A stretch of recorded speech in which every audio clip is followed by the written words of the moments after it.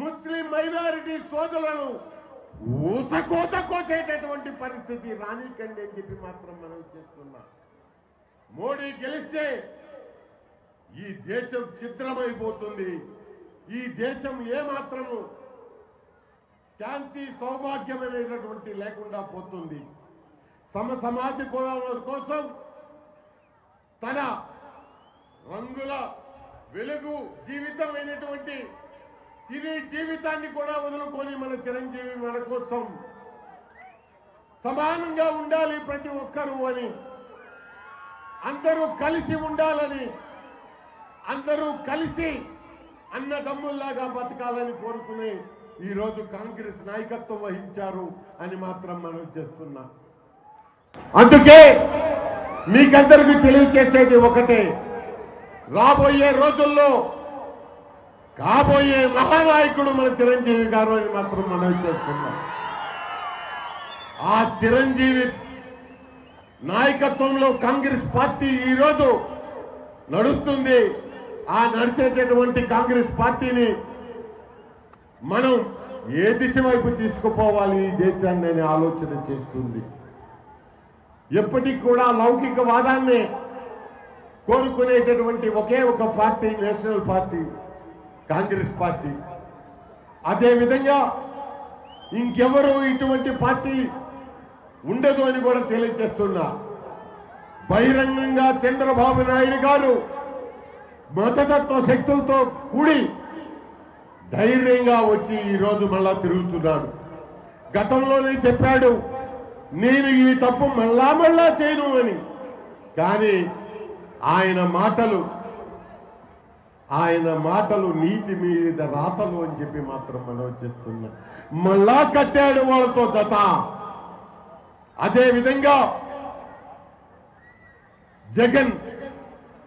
జగన్ రెడ్డి గారు జగన్ కాంగ్రెస్ నేనెవరితోనూ కలవను, నేను నడుపుతాను ముందరికి అని చెప్పిన జగన్ రెడ్డి గారు లోపల సుష్మా స్వరాజ్తోనూ మోడీ గారితోనూ అలయన్స్ పెట్టుకొని రేపు మీరేసే ప్రతి ఒక్క ఓటు క్రైస్తవ ముస్లిం సోదరులకు మెడ మీద కత్తి లాంటిది అని చెప్పి మాత్రం మీకు మనవి చేస్తున్నా.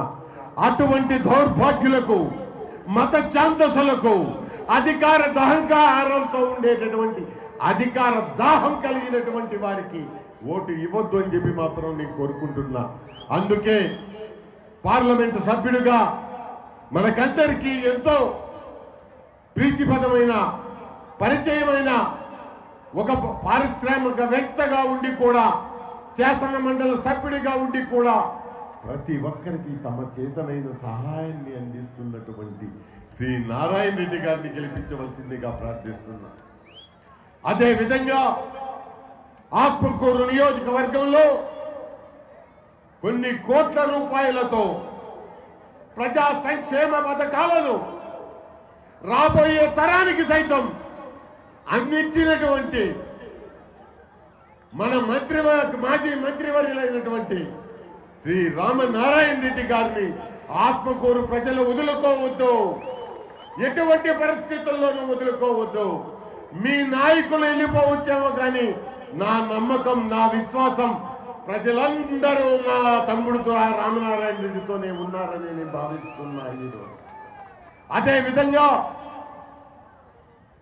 45 సంవత్సరాల నా కష్టం,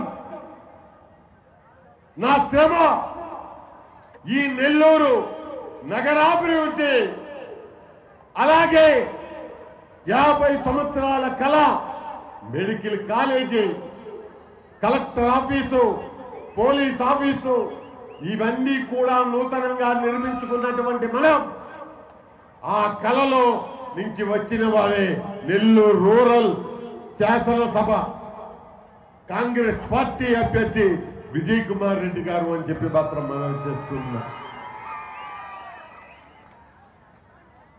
నా 85 సంవత్సరాల పూర్వం మా కుటుంబంలో రాజకీయాన్ని మొదలుపెట్టిన వ్యక్తి శ్రీ కీర్తి శేషులు ఏసీ సుబ్బారెడ్డి గారు. మళ్ళీ 85 సంవత్సరాల తర్వాత ఈరోజు ఈ నగరాన్ని కార్పొరేషన్ అయిన తర్వాత ఇంకా మరింత అందంగా తీర్చిదిద్దాలని ముందుకొచ్చిన వ్యక్తి శ్రీ ఏసీ సుబ్బారెడ్డి గారిని గెలిపించవలసిందిగా ప్రార్థిస్తున్నా. ఇలా ప్రతి ఒక్కరిని చెప్పుకుంటూ పోతే కాంగ్రెస్ పార్టీ ఉన్నది పేదల కోసం అని చెప్పి మాత్రం మనం చేసుకుంటూ సమయం ఎక్కువ లేదు. అందుకు ఒకే మాట నేను చెప్పాను. రెండు పార్టీలు, జగన్ పార్టీ, చంద్రబాబు తెలుగుదేశం పార్టీ, ఇద్దరు కూడా మోడీతో కింద మీద పడుతున్నారు. అటువంటి మోడీకి అవకాశం కల్పించొద్దు అని మరోమారు మిమ్మల్ని అందరినీ ముకులిత హస్తాలతో కోరుకుంటూ కాంగ్రెస్ పార్టీని గెలిపించండి, లౌకికవాదాన్ని నిలబెట్టండి అని కోరుకుంటూ శ్రీ మాజీ మంత్రివర్యులు శ్రీ మాణిక్య వరప్రసాద్ గారిని మాట్లాడవలసిందిగా ప్రార్థిస్తున్నాను. గత వారం రోజులుగా తిరుగుతా ఉన్నాను.